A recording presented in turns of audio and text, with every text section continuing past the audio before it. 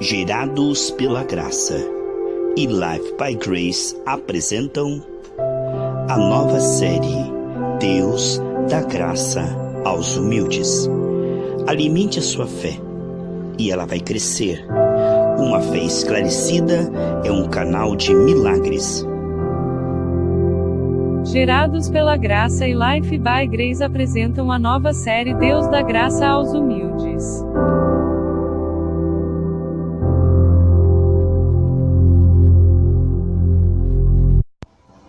A paz do Senhor Jesus Cristo, queridos irmãos, glória a Deus pela sua vida. Estou com a minha Bíblia aberta aqui em Mateus capítulo 5, versículo 3. Bem-aventurados os pobres de espírito, porque deles é o reino dos céus. Oh, aleluia! Esse bem-aventurados no hebraico, ashrei, em marcha, aquele que está marchando, se achegando cada vez mais a Deus, amém, amados? Então não é uma felicidade vaga, mas é uma capacidade espiritual, né? De andar em retidão, avançando, progredindo. E o efeito é que ele vai ser mais e mais feliz por isto.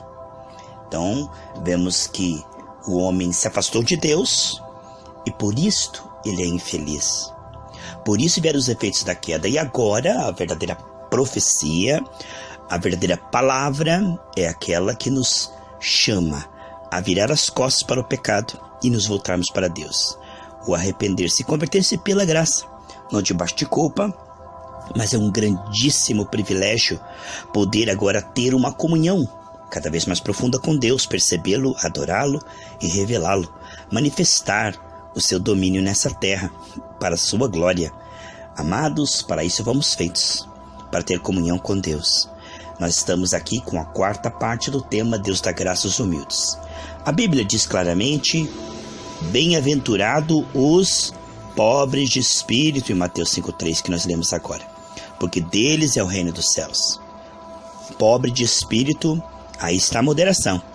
Se por um lado, desde a queda, o homem se sente fraco, preocupado, ansioso, sem poder lidar com as situações que fogem do seu controle, né?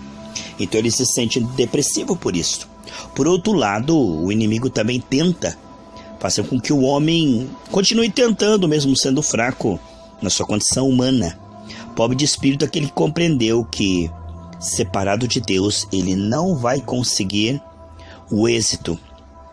Jesus diz em João 15,5: sem mim nada vocês podem fazer. Então, quando o homem chega ao final de si mesmo, então ele começa a usufruir da graça. Ele é humilde, ele reconhece que ele é pobre, cego, nu, segundo a sua condição humana caída, né? Foi quando o filho pródigo descobriu lá com os porcos que ele estava com uma vida horrível, que na casa do seu pai ele poderia ser feliz. Ele se voltou para o pai, né?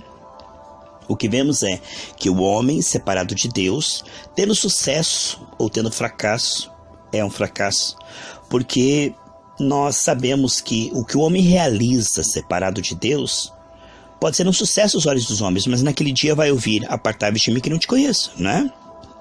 Agora, quando nós falamos de pobre de espírito, nós estamos falando daqueles que, pela graça, pelo trabalhar da graça, não debaixo de culpa ou condenação ou esforço na carne, mas pela graça, chegaram a compreender que não tem justiça em si mesmo. Paulo escrevendo em Filipenses capítulo 3, versículo 9, ele diz: olha, eu não tenho nenhuma justiça da lei. Eu não tento ganhar o favor de Deus pelo meu desempenho atual. Eu sei que eu não vou conseguir. Vou falhar muitas vezes. Então, quem completa o meu testemunho é o sangue de Jesus, né? Por isso eu ando humildemente em temor diante do Senhor, não brincando com o pecado, não escondendo o pecado, mas sabendo, como diz Eclesiastes 7,20, que não há ninguém que faça sempre o bem e nunca peque. O importante é não ter paz no pecado, prazer no pecado, permanecer no pecado, esconder o pecado, brincar com o pecado, né? Mas sim se arrepender sinceramente, confessando, com a intenção de que Deus vai trabalhando naquilo dia após dia, né? Misturando essa palavra com fé, não sendo ouvinte esquecido. Hebreus 4,2. Assim, o que nós vemos é que o pobre de espírito humilde é aquele que descobriu que, quando ele descobre a sua fraqueza, ele vai recorrer ao poder de Deus.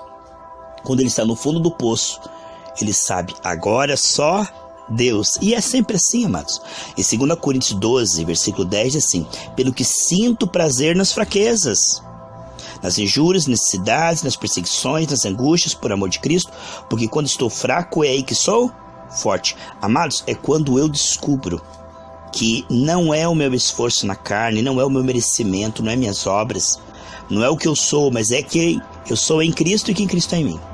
Irmãos, é quando nós compreendemos que somente pela intervenção direta de Deus nós podemos escapar vez após vez, né? O Senhor nos guia em triunfo sempre através da fé. O que vemos aqui é que Paulo sentia prazer nas fraquezas, nas necessidades, porque isso fazia ele se apegar mais no Senhor ainda, depender ainda mais do Senhor e ver o seu poder substituindo a sua fraqueza.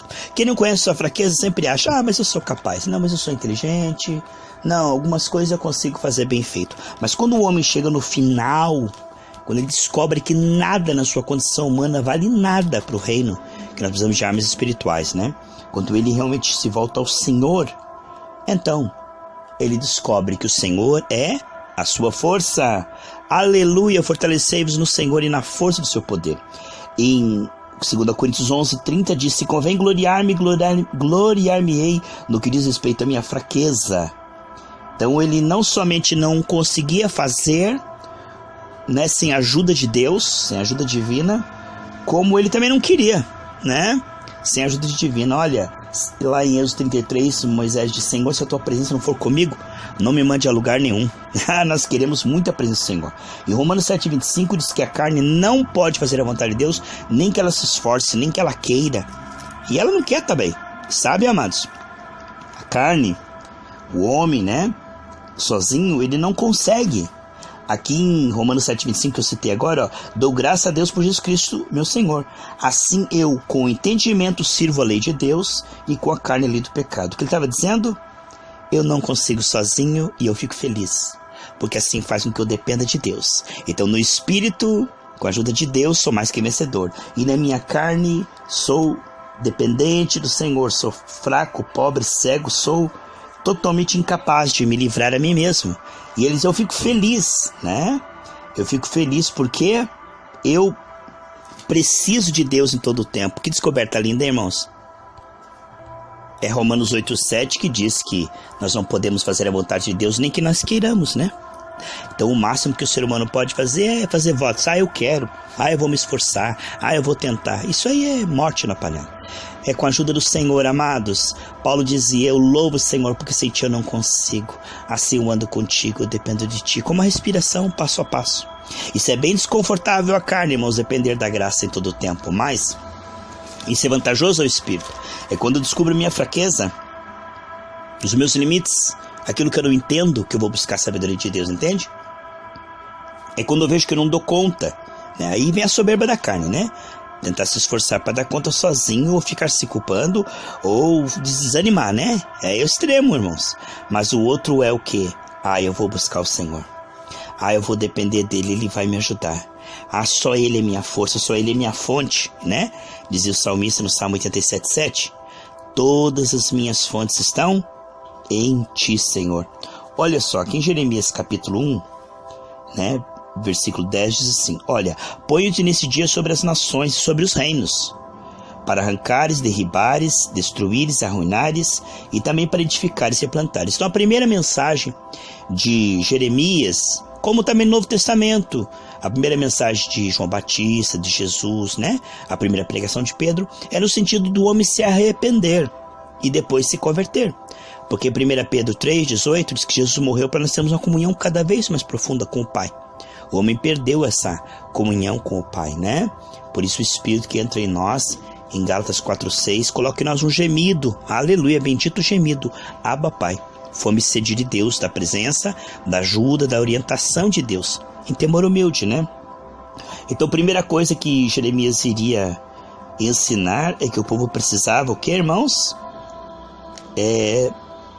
Reconhecer que tinha pecado contra o Senhor, se arrepender, se voltar ao Senhor, né? Sentir não somos nada, Senhor, né? Moisés, primeiro ele tentou resolver na carne, aí fugiu, ele achava que era alguma coisa. Depois de 40 anos no deserto, descobriu que não era ninguém. Aí depois, quando ele tinha 80 anos, o Senhor chamou e disse, eu sou na tua vida. Aí Moisés agora se gloriava na força do Senhor, na sabedoria do Senhor, na presença do Senhor. Moisés não se gloriava em si mesmo. Entende? Isso é lindo, irmãos. Quando chegamos ao fim da nossa condição humana, começamos a depender da graça mais que o ar que nós respiramos. Então, o Senhor precisava mostrar, através de Jeremias, que nós não somos nada sem Ele. Que todas as nossas obras são como trapo de imundícia, entendeu? Que toda a nossa justiça não compensa. Porque nós nunca vamos conseguir cumprir toda a lei. Jesus cumpriu a lei por nós, para que possamos viver agora em santidade, né? E vencer a carne, o mundo e o diabo. Então o processo de arrependimento, ele é profundamente doloroso à carne, que é orgulhosa, soberba, mas ele é profundamente útil, porque o espírito para de depender da sua condição humana, né? E começa a depender da graça, e a graça começa a operar cada vez mais, e a graça começa a fortalecer essa pessoa. Então, o pobre de espírito não é aquele que está paralisado com a sua fraqueza, né, se culpando. Não é aquele que se sente incapaz. Tudo nós podemos em Cristo que nos fortalece. É aquele que se sente apenas capaz no Senhor. É aquele que se volta ao Senhor dependendo completamente da graça, esperando inteiramente na graça, né? Então, o arrependimento é algo profundamente positivo, porque o homem deixa de recorrer à sua condição humana falida para recorrer ao Senhor, à sua força, à sua sabedoria que estão disponíveis. E o humilde é aquele que vai recorrer, que vai depender. Portanto, o arrependimento é algo profundamente positivo, porque o homem agora vai trocar de fonte. Ele vai trocar a sua carne, a sua condição humana, pela fonte que é o que o Senhor sabe, o que o Senhor é, o que o Senhor pode, o que o Senhor tem, pela sua presença em nós. Aí nós entramos numa vida ilimitada, porque pela presença do Senhor, que é onipotente, aí o nosso desempenho é o que Ele é em nós, né? O que Ele sabe em nós. Aí nós vamos vendo que esse trabalhar da graça vai sarando a ferida, isso é muito importante, irmãos, que é a autoconfiança na carne, tentar se justificar no desempenho, tentar ser bom em si mesmo, confiar na sua sabedoria intelectual, né? Lá em Provérbios 3, do 5 ao 7, diz: não confia na tua mente, na tua sabedoria, nas tuas divagações mentais. Não, teme a Deus, confia no Senhor, né? Aqui em Jeremias 15, versículo 20, o Senhor diz: eu porei contra este povo como um muro forte de bronze. Pelejarão contra ti, mas não prevalecerão, porque eu sou contigo para te guardar. Então a presença do Senhor, a sua graça, nos fará um sucesso infalível, mas será contra a carne das pessoas. Então Jeremias, ele era um mensageiro fiel. Por quê? Porque ele iria pregar o arrependimento. E hoje no Novo Testamento também, mas agora pela graça. Então desde a queda, o coração precisa se voltar ao Senhor, né? E ele não quer isso, ele quer apenas os benefícios, né? Ele quer um paraíso longe de Deus. Então Jeremias se colocava numa posição aqui, onde o Senhor iria guardá-lo, o Senhor iria fortalecê-lo, né? E ele agora iria ser um mensageiro que iria tratar a questão do coração de Israel, a necessidade deles se voltarem ao Senhor. E à medida que o profeta vai sendo curado, né, pela graça, é que ele vai enxergando, irmãos, bem-aventurados limpos de coração, né? A lente do coração também é embaçada desde a queda. Então o que ele vai enxergando, ele vai pregando. O que ele vai abandonando e vencendo, ele vai pregando contra também. Agora um profeta que está misturado com mundanismo e carnalidade, ele não vai pregar contra o pecado no povo, porque ele mesmo não está enxergando aquilo como pecado. Então conforme o sacerdote, assim é o povo. Se o sacerdote é morno, mundano, vai gerar morno e mundano. À medida que Jeremias se convertia de verdade, ele ia gerando um povo convertido, segundo a sua espécie. Jeremias está dizendo aqui no capítulo 6,14: curam a ferida da filha do meu povo levianamente, de forma superficial, dizendo paz, paz, quando não há paz. Olha, porventura envergonham-se de cometer abominação? Pelo contrário, de maneira nenhuma se envergonham, nem tampouco sabe o que é envergonhar-se.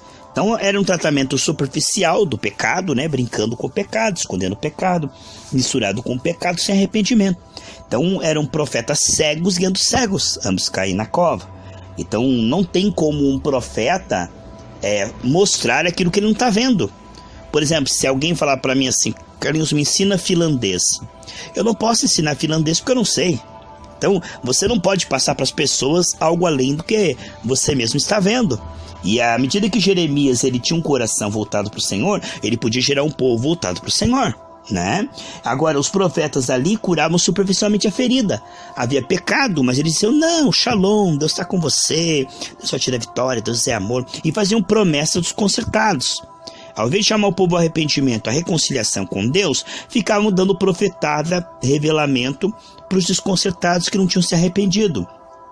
Então isto é muito perigoso, porque aí a pessoa vai continuar, né, na carnalidade, no mundanismo, separado de Deus, esperando a bênção. E mesmo que a bênção venha, o que adianta ganhar o mundo inteiro e perder a sua alma, né? Naquele dia o Senhor dizia, apartai-vos de mim, não vos conheço. Então as virgens prudentes, elas tinham as vestes limpas. Como é que as nossas vestes são limpas, irmãos? O Apocalipse diz, pelo sangue de Jesus. Lá em 1 João 9 diz que se nós confessarmos, o sangue de Jesus nos purifica. Então o temor e o tremor humilde diante do Senhor, não debaixo de culpa, condenação, mas um coração arrependido, temente, né? E à medida que os profetas que estavam lutando contra Jeremias não viam pecado naquilo que Jeremias via pecado, eles chamavam o Jeremias de falso profeta, perseguiam Jeremias, né? Condenavam a mensagem de Jeremias dizendo que ele era falso profeta.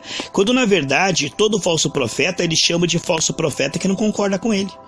Porque eles não viam o que Jeremias viam, não fazia sentido para eles a santificação, né? Hoje, para muitos pastores, largar o mundanismo, né? Absurdo. Para quê? Deus é amor. Para que largar a prostituição na internet? Para que largar o sexo fora do casamento, o dinheiro ilícito? Para que largar a mentira, o comércio da fé?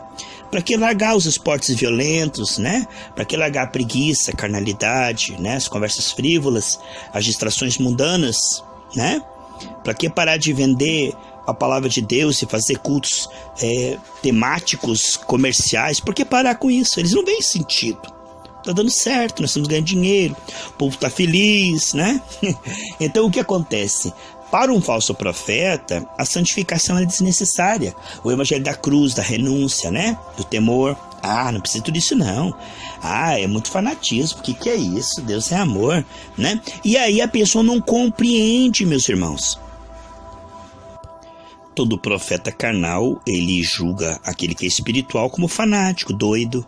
Para ele as coisas espirituais parecem loucuras. 1 Coríntios capítulo 2 diz que nós recebemos o Espírito Santo para entender e discernir as coisas espirituais. Para o carnal, as coisas espirituais são loucuras. Mas naquele dia, no dia do juízo final, aí eles vão dizer, meu Deus, aquele homem estava falando a verdade. Aquele homem era um profeta de Deus, ele era ungido, não era ele. Eu estava rejeitando a mensagem, estava rejeitando o próprio Cristo.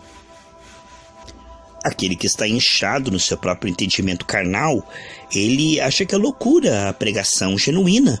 Para ele não tem necessidade nem sentido, entende? Então a pessoa, quando ela está na carne, ela está numa outra esfera, é o inimigo que é o mestre dela, mas ela não sabe, que é o espírito do engano, né? 2 Coríntios 4,4 diz que o Deus desse século, ele cegou o entendimento dos incrédulos. Sempre em todas, irmãos, eras pouco discerniram a Deus e a vontade de Deus. Não é fácil, irmãos. Olha, não é fácil se converter e ouvir a voz do Senhor. A Bíblia diz em Romanos 8,14 que todos que são guiados pelo Espírito de Deus são filhos de Deus. Então, em cada época, aqueles que ouvem a Deus serão perseguidos, né? Vistos como fanáticos, como doidos. Aquele que aprendeu de Deus, ele sabe, porque o Espírito revela para ele e testifica. Então, para ele faz sentido a mensagem revelada, né? Para aqueles que andam com Deus também.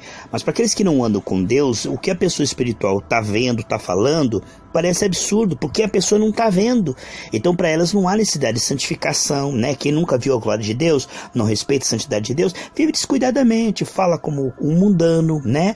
Se mistura com o mundanismo sem culpa, ele faz as coisas que o mundano faz, ele acha que é normal, ele se batizou nas águas, mas continua totalmente entregue às coisas deste mundo, e para ele isso é normal. Eu sou evangélico, eu frequento uma igreja evangélica, mas ele nunca nasceu do alto, né? Ele corre perigo espiritual espiritual, ele não tem uma vida com Deus, mas para ele pensa assim que é apenas uma coisa religiosa, né? Que basta, que ele não precisa entregar o seu coração cada dia, santificar, né? Ter as vestes limpas, porque a qualquer momento, qual foram as virgens que subiram? As que tinha o azeite transbordando, né? Que tinha as vestes limpas, mas a pessoa vive descuidada, por quê? Porque está ouvindo mestres que vivem descuidados. Como os mestres deles estão misturados com o pecado e diz que não tem nada a ver, não dá nada, Deus é bom, eles também seguem essas pessoas, cegos ganhando cegos. Mas aquele que é humilde e temente, ele compreenderá, porque ele aprende com o Senhor, que é o nosso humilde coração. Ele tem reverência com a santidade de Deus, e pelo sangue de Jesus, Deus consegue falar com ele, Deus consegue revelar a palavra para ele, Deus consegue revelar a santificação, a salvação. E aí essa pessoa vai se limpando e percebendo no Espírito, recebendo a revelação no Espírito. Aí ele tem como mestre o Espírito Santo. Não homens, não religião dos homens. Deus opera através da igreja, mas a igreja é espiritual. E muitos que se dizem igreja, na verdade, são comércio da fé, que não ensinam a palavra.